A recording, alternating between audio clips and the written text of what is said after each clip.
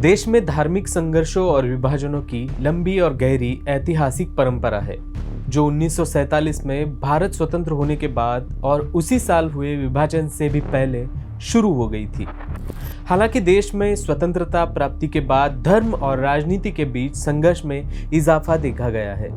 खासकर हिंदू मुस्लिम विवाद का मुद्दा आज भी भारत की सियासत में आप देख सकते हो। खासकर 2014 के बाद मोदी सरकार सत्ता में आने के बाद किसी एक विशेष समुदाय को अपने राजनीतिक स्वार्थ के लिए या हम इसको लाभ के लिए भी कह सकते हैं। पिछले कुछ दिनों से देश में मंदिर मस्जिद का विवाद लगातार सुर्खियों में रहा है। उत्तर प्रदेश और राजस्थान में भाजपा शासित राज्य है, उसमें मुस्लिम समुदाय के पवित्र धर्म स्थलों पे पहले हिंदू मंदिर होने का दावा किया गया है। ये दोनों घटनाएं चर्चा में रही है। उत्तर प्रदेश के संभल में तो हिंसा की घटना भी सामने आई थी जिसमें 5 मुस्लिम समुदाय के लोगों की मृत्यु हुई थी। आखिरकार लगातार हिंदू संगठनों द्वारा मुस्लिम समुदाय के धर्म स्थलों को पहले मंदिर होने का दावा क्यों किया जा रहा है? क्या 1991 में बना प्लेसेस ऑफ वर्शिप एक्ट सिर्फ कागज पर है? उसकी कोई अहमियत है या नहीं है? इन सारी घटनाओं में पुलिस प्रशासन के साथ साथ न्यायपालिका के ऊपर भी कई सारे सवाल खड़े हो रहे हैं। नमस्कार, मेरा नाम है अतुल और आप देख रहे हैं द वायर। आज की इस वीडियो में चर्चा करेंगे इसी मंदिर मस्जिद और प्लेसेस ऑफ वर्शिप एक्ट के बारे में। हिंदू और मुस्लिम धर्म स्थलों का इतिहास पुराना है। आज के दिनों में शुरू हुआ ज्ञानवापी का मामला या संभल हो या अजमेर शरीफ दरगाह का विषय, इस मामले को पूरी तरह समझने के लिए हम थोड़ा पीछे चलते हैं। साल था 1980 जब भारतीय जनता पार्टी की स्थापना हुई। उसके 4 साल बाद भाजपा के वरिष्ठ नेता लाल कृष्ण आडवाणी ने 1984 में राम जन्मभूमि आंदोलन का नेतृत्व संभाला था। इसके 5 साल बाद 1989 में भारतीय जनता पार्टी ने घोषणा की अयोध्या में राम मंदिर का निर्माण किया जाएगा। भाजपा के अनुसार जहां बाबरी मस्जिद थी वहीं पे राम मंदिर का निर्माण हो, उसी जगह पे भगवान राम का जन्म हुआ था। मंदिर निर्माण के पीछे भारतीय जनता पार्टी का राजनीतिक एजेंडा था और बाबरी मस्जिद को तोड़ने के कई वर्षों तक ये एजेंडा लगातार चलता रहा। साल 1990 में लालकृष्ण आडवाणी ने सोमनाथ से अयोध्या तक रथ यात्रा शुरू करने का ऐलान किया और उसकी शुरुआत की। इस रथ यात्रा का मुख्य उद्देश्य अयोध्या में स्थित उस स्थान पर राम मंदिर के निर्माण की मांग के लिए समर्थन जुटाना था जहां पर बाबरी मस्जिद थी। आडवाणी की इस रथ यात्रा ने यह तो स्पष्ट कर दिया था कि वह शांति का संदेश नहीं ले जा रहे। त्रिशूल, कुल्हाड़ी, तलवार और धनुष बाण के लिए हुए उनकी कई तस्वीरें सामने आई थी। यात्रा में मंदिर बनाने का मुद्दा था ही, लेकिन मुस्लिम द्वेष भी कूट कूट कर भरा था। भारतीय जनता पार्टी ने इस यात्रा के नाम पर धर्म और द्वेष की राजनीति शुरू कर दी थी। इस पूरी रथ यात्रा के दौरान बड़े पैमाने पर हिंसा, दंगे और हत्याएं हुई। आखिरकार अक्टूबर 1990 में बिहार में लालू प्रसाद यादव ने इस पर रोक लगाते हुए समस्तीपुर में लालकृष्ण आडवाणी और यात्रा में शामिल अन्य साथियों को गिरफ्तार कर लिया। इसके 2 साल बाद आखिरकार 6 दिसंबर 1992 में कार सेवकों की भीड़ ने उत्तर प्रदेश के अयोध्या में स्थित बाबरी मस्जिद को ध्वस्त कर दिया। 1990 में आडवाणी की रथ यात्रा को बिहार में रोका गया। उसके 1 साल बाद 1991 में संसद ने एक कानून को पारित किया जिसे प्लेसेस ऑफ वर्शिप एक्ट के नाम से भी जाना जाता है। इस कानून के तहत ये तय किया गया कि साल 15 अगस्त 1947 के बाद किसी भी धार्मिक स्थल का स्वरूप नहीं बदला जा सकता। इसका मतलब अगर किसी धार्मिक जगह पर मस्जिद है तो वो मस्जिद ही बनी रहेगी और किसी जगह मंदिर है तो वो मंदिर ही बना रहेगा।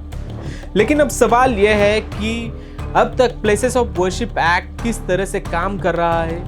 हाल ही में उत्तर प्रदेश में संभल में पुलिस और स्थानीय लोगों में टकराव हुआ जिसके बाद यहां पर हिंसा हुई जिसमें 5 मुस्लिम व्यक्तियों की मृत्यु हुई है।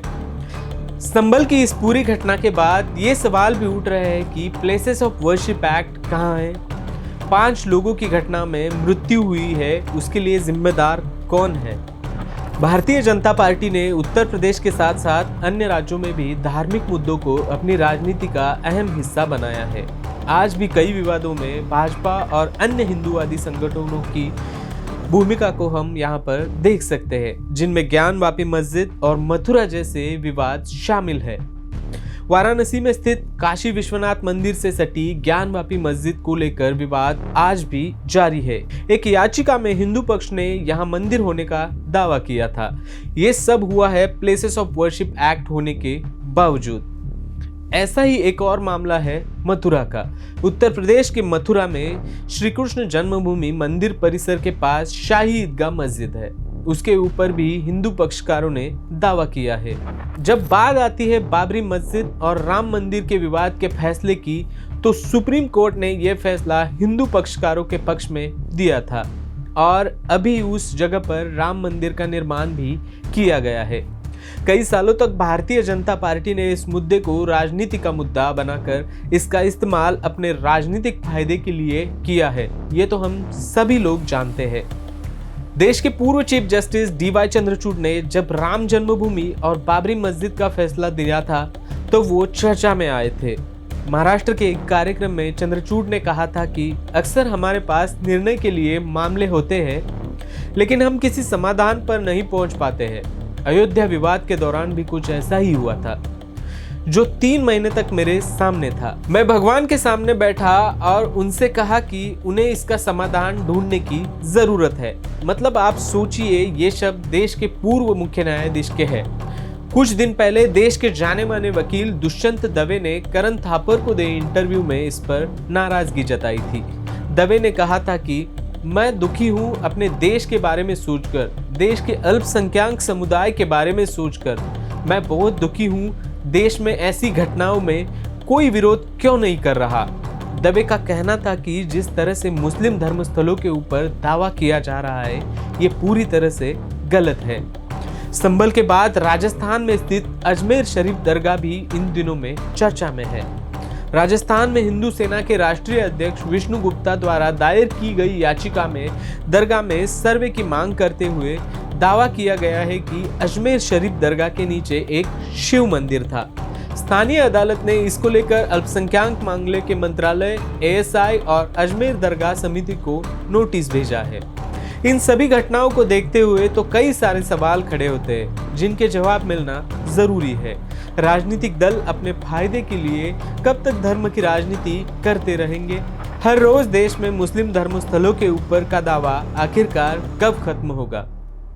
फिलहाल इस वीडियो में इतना ही। देखते रहिए द वायर। द वायर के और वीडियोस देखने के लिए सब्सक्राइब करें और बेल आइकन पर क्लिक करें। स्वतंत्र पत्रकारिता की आर्थिक मदद करने के लिए डिस्क्रिप्शन में दिए गए लिंक पर जाएं और अपनी राशि चुनें।